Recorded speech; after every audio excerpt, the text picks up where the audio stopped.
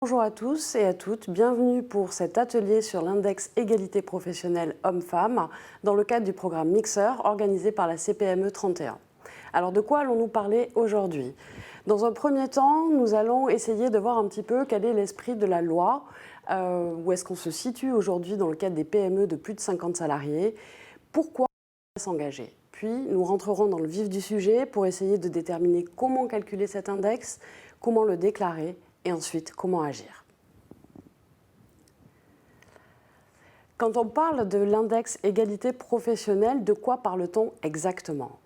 C'est une règle qui a été issue de la loi du 5 septembre 2018, loi sur le choix de son avenir professionnel. Elle vous impose deux obligations principales dès lors que vous avez plus de 50 salariés. Le premier est de calculer et de déclarer votre index égalité homme-femme, qui est une note sur 100. Avant le 1er mars de chaque année, une note sur 100 relative au respect de l'égalité entre les hommes et les femmes dans votre entreprise.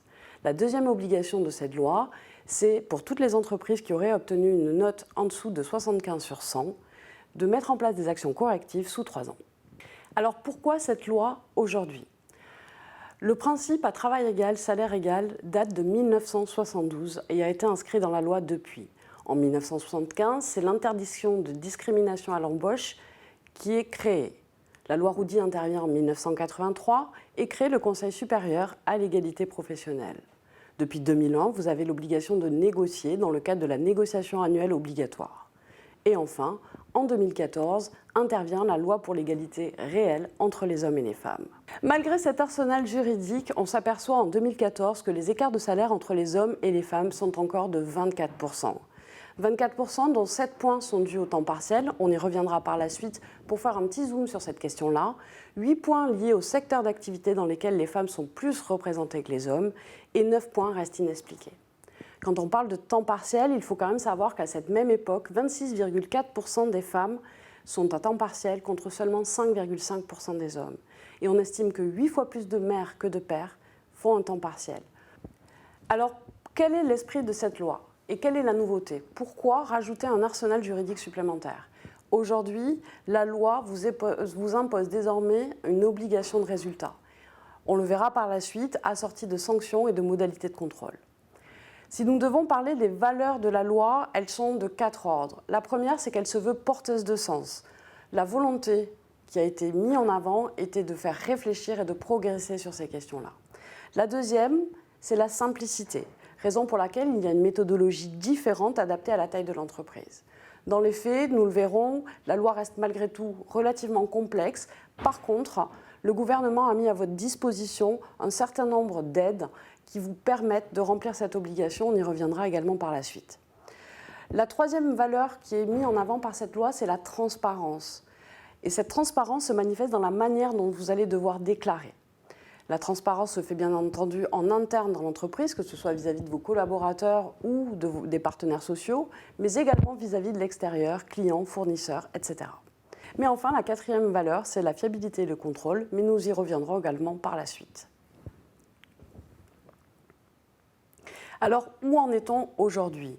Je l'ai dit en introduction, la loi impose à toutes les entreprises de plus de 50 salariés de déclarer avant le 1er mars.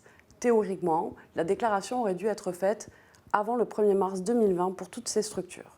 Malheureusement, nous connaissons la situation et à date, 52% des PME seulement ont rempli cette obligation. Ce qui signifie que 16 680 doivent encore le faire d'après le ministère du Travail au mois d'octobre. Alors, pourquoi devriez-vous vous engager dans cette démarche? Déjà, premier point, tout simplement parce que c'est une obligation légale. La loi prévoit une sanction pour toutes les entreprises qui n'auraient pas déclaré cet index ou qui n'auraient pas mis en place des mesures correctives ou des mesures jugées suffisantes par la directe dans les 3 ans qui suivent la publication de l'index pour toutes celles qui auraient une note en dessous de 75 sur 100. La sanction prévue est de 1% de la masse salariale. Il faut quand même savoir qu'il est également prévu de renforcement de contrôle qui pourrait être de l'ordre de 7 000 par an. La deuxième raison, et pas des moindres, c'est également parce que la mixité dans votre entreprise est également un moyen de la rendre plus attractive. Pourquoi ? Pour plusieurs raisons. La première, c'est que se priver des femmes dans l'entreprise, c'est se priver de compétences particulières. Il faut savoir aujourd'hui, que ce soit d'ailleurs en France ou en Europe, que les femmes sont généralement plus diplômées que les hommes. Mais c'est également un moyen d'attirer les hommes. Il y a une étude de Mazars qui a été faite il y a quelques années maintenant qui montre que 63% des hommes de la génération Y préfèrent travailler dans des équipes mixtes que dans des équipes qui ne le sont pas. Quand on sait que 3/4 des PME ont des difficultés de recrutement, je pense que ça peut être un argument qui vous aide à rentrer dans cette démarche. Le troisième point, c'est également que la mixité vous apporte de réels avantages en termes de performance globale. Je vous renvoie pour cela à l'atelier qu'aura mené Alexia Anglade sur ce sujet, mais grosso modo, pour juste passer rapidement sur ce point-là, il faut savoir que désormais, toutes les études qui sont faites à ce sujet démontrent très clairement que les équipes mixtes obtiennent des résultats plus performants que les équipes qui ne le sont pas. Je vous citerai à ce titre-là l'étude de Sodexo qui a été faite auprès de ses 50 000 salariés et qui confirme que toutes les équipes qui comportent au moins 40% de femmes, entre 40 et 60% d'ailleurs, sont plus performantes que celles qui ne respectent pas la mixité. Pourquoi ? Tout simplement parce que cette mixité permet d'avoir une meilleure qualité de vie au travail. On le sait désormais, la qualité de vie au travail, c'est un moyen d'obtenir plus d'engagement de la part de vos collaborateurs. Le deuxième point, c'est que le fait de mixer les personnalités que vous allez avoir au sein d'une équipe vous permet d'avoir plus de créativité. Or, la créativité aujourd'hui, ça reste le principal avantage que vous pouvez avoir en termes d'innovation.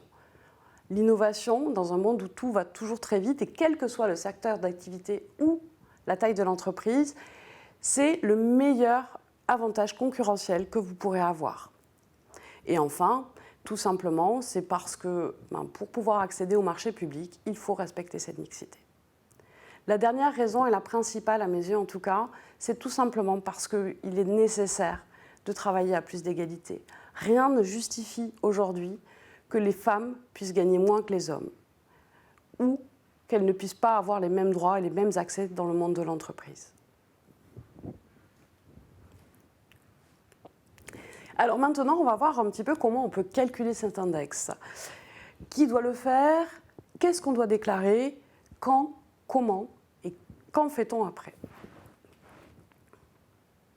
Alors, qui doit déclarer? On va rentrer dans la première subtilité de la loi. Je vous l'ai dit, ce sont toutes les entreprises de plus de 50 salariés. Vous allez devoir également, en fonction de la taille de votre structure, calculer et savoir si vous êtes à plus de 250 ou à moins de 250 salariés. On le verra par la suite parce que le nombre de critères à déclarer sera différent. Pour pouvoir définir votre seuil d'appartenance, quelles sont les étapes pour arriver à remplir cette obligation? La première, ça va être de calculer cet index. On le verra, l'index est établi sur la base de 4 ou 5 critères selon la taille de votre entreprise. Vous devrez calculer après avoir défini une période de référence. Cette période de référence devra obligatoirement se terminer sur l'année précédente de votre déclaration. Par exemple, si vous déclarez en 2020, la fin de période de référence devra s'arrêter en 2019. Ça signifie quoi? Vous pouvez choisir une période de référence qui va du 1er janvier 2019 au 31 décembre 2019. Mais vous pouvez également faire le choix de déclarer du 1er mai 2018, par exemple, au 30 avril 2019. Par contre, vous ne pourrez pas déclarer du 1er janvier 2018 au 31 décembre 2018. Attention, le choix de cette période de référence est relativement important parce que vous ne pourrez plus le changer par la suite. La deuxième étape, c'est la publication. On l'a dit, théoriquement, elle doit être réalisée avant le 1er mars de chaque année sur la période de référence de l'année précédente. Et enfin, pour toutes les entreprises qui auraient moins de 75 sur 100, vous devrez mettre en place un plan d'action sur 3 ans. Alors, nous en rentrons dans la partie sympathique du calcul. Le premier critère, c'est l'écart de rémunération entre les hommes et les femmes. Ce critère va compter pour 40% dans la note totale de 100. Vous pourrez donc obtenir entre 0 et 40 points. Comment se fait le calcul dans les grandes lignes? D'abord, vous devrez comparer les rémunérations moyennes des femmes et des hommes selon les 4 catégories socio-professionnelles classiques, à savoir ouvriers, employés, agents de maîtrise et techniciens, cadre et ingénieur, ou bien tout autre critère que vous aurez validé après consultation de votre CSE. Mais vous devrez également, dans chaque catégorie professionnelle, effectuer cette comparaison par tranche d'âge. pour les gens qui ont moins de 30 ans, de 30 à 40, de 40 à 50 et au-delà de 50. Le second critère, c'est l'écart de répartition des augmentations individuelles entre les hommes et les femmes. Attention, vous n'aurez pas le même poids en fonction de la taille de votre entreprise. Pour les structures qui auront plus de 250 salariés, ce critère-là comptera pour 20%. Vous pourrez donc obtenir entre 0 et 20 points. Par contre, pour les structures qui ont moins de 250 salariés, cela comptera pour 35% et donc vous pourrez obtenir de 0 à 35 points. Pourquoi ? Tout simplement parce que pour les entreprises de moins de 250 salariés, le critère numéro 2 et le critère numéro 3 ont été fusionnés. L'obtention du maximum de points vous sera accordée si vous avez augmenté autant d'hommes que de femmes à 2% près ou à 2 personnes près.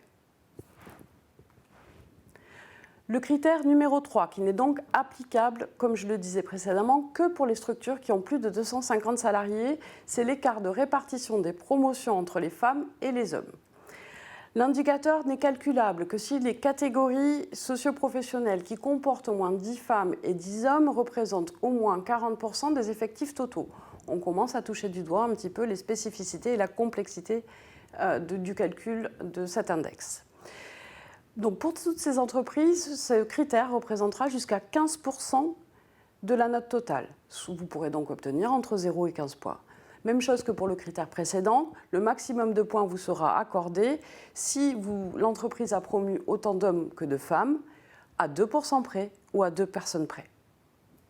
Le quatrième critère, c'est le pourcentage de salariés augmentés à leur retour de congé maternité. Ce critère-là compte pour 15%. Attention, vous ne pouvez avoir que 0 ou 15 points. Il suffit qu'une seule femme n'ait pas été augmentée, avec une augmentation au moins équivalente à celle perçue pendant son absence dans sa catégorie socio-professionnelle et dans sa tranche d'âge, pour qu'aucun point ne vous soit attribué. Et enfin, le dernier critère, le numéro 5, le nombre de femmes dans les 10 plus hautes rémunérations de l'entreprise. Le poids est de 10%, vous pourrez donc obtenir de 0 à 10 points. Comment fait-on pour obtenir 10 points ? Il faut que vous ayez au moins 4 femmes qui soient dans les 10 plus grandes rémunérations pour obtenir ces 10 points. Alors, je vous l'ai dit, le calcul au départ se voulait simple d'application. Pour autant, vous avez commencé à le pressentir, il y a un certain nombre de subtilités qui rendent ce calcul un petit peu complexe, notamment en raison du décret du 8 janvier 2019 qui est venu préciser la manière dont il fallait calculer cet index. Pour limiter cette complexité, le gouvernement a mis en place tout un arsenal destiné à vous aider à remplir cet index.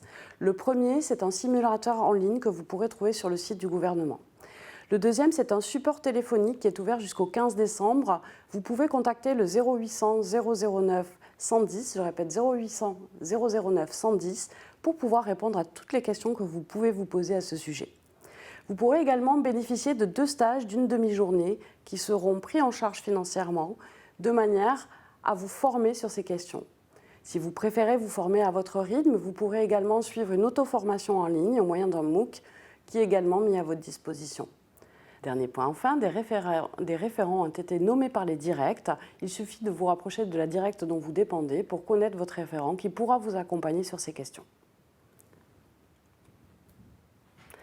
Maintenant que vous avez calculé votre index, il va vous falloir le déclarer. Mais le déclarer, ça veut dire quoi ? Je le répète, vous devez déclarer chaque année avant le 1er mars.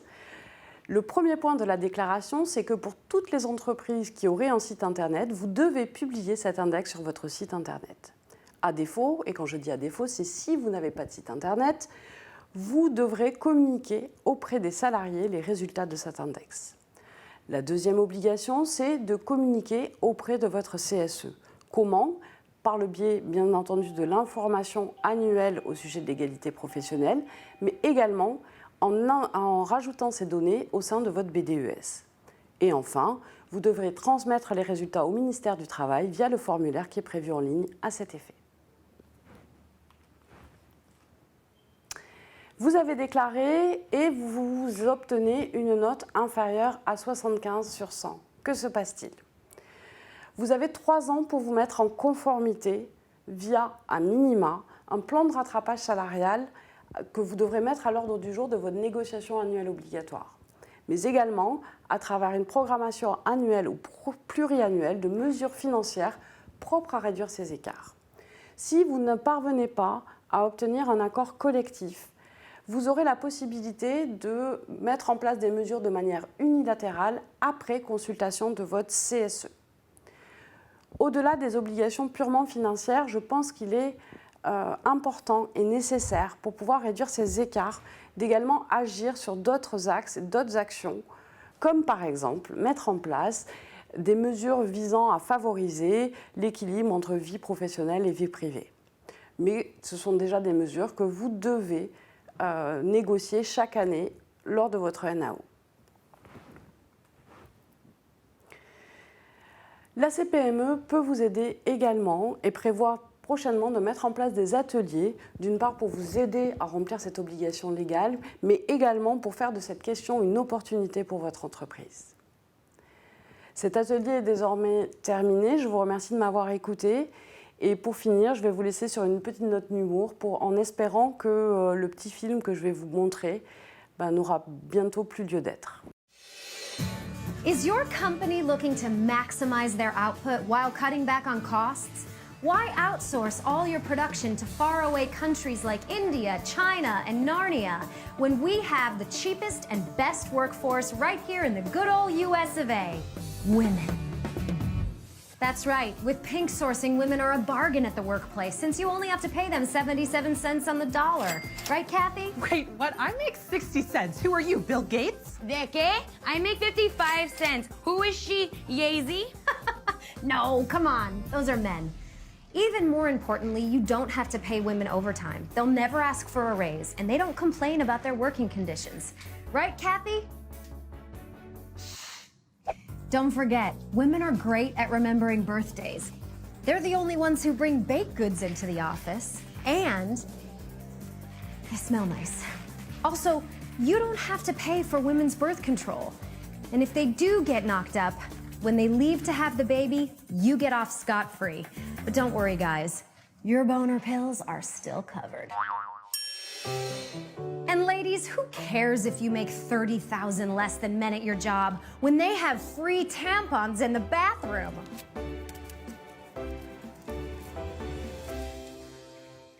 Best of all, you can promote literally anyone else besides them, especially if they're less qualified. You're late for the 3 o'clock cuddle. Ooh, sorry, Kathy. My name is Sharon. Bitch. After all, women don't even really want to be working anyway. They'd rather be home, taking care of the family, while their husband gets to make life choices and follow his dreams and play fantasy football. So try Pink Sourcing today. Pink Sourcing, pretty, cheap labor. We'll also work for compliments. Cet atelier est désormais terminé. Je vous remercie pour votre attention. J'espère que cela vous aura aidé à y voir plus clair dans vos obligations légales. À bientôt.